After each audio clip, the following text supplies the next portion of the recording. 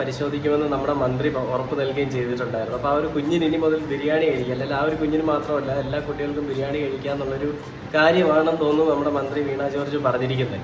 വേറൊരു കാര്യമുണ്ട്, ഇപ്പോൾ ജയിലിൽ കിടക്കുന്ന എല്ലാ കുറ്റവാളികൾക്കും എല്ലാ നാരക പരിപാടികൾ ചെയ്തിട്ട് കിടക്കുന്നവന്മാർക്കും രാവിലെയും ഉച്ചയ്ക്കും വൈകിട്ടും ഒക്കെ നല്ല ഭക്ഷണവും അതോടൊപ്പം തന്നെ ബിരിയാണിയും ഇറച്ചിയൊക്കെ കൊടുക്കുന്നുണ്ടെന്നാണ് കേട്ടത്. അപ്പോൾ ഈ വളർന്നു വരുന്നത് നമ്മുടെ യുവതലമുറയ്ക്കായിട്ടുള്ള അല്ലെങ്കിൽ നമ്മുടെ നാളത്തെ വാഗ്ദാനങ്ങൾക്ക് വേണ്ടിയിട്ടൊരു ബിരിയാണി കൊടുക്കുന്നതിൽ വലിയ തെറ്റൊന്നുമില്ല.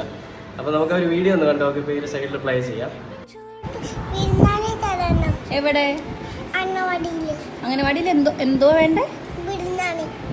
ഉപ്പുമാവ് മാറ്റിട്ട്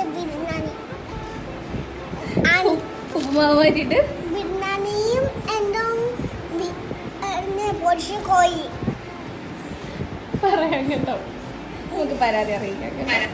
ആ കുഞ്ഞിന്റെ അമ്മയെടുത്ത വീഡിയോ ആണെന്ന് തോന്നുന്നു. ബിരിയാണിയും പൊരിച്ച കോഴിയും വേണമെന്നാണ്, അത് വേണമെന്നാണ് ആ കുഞ്ഞ്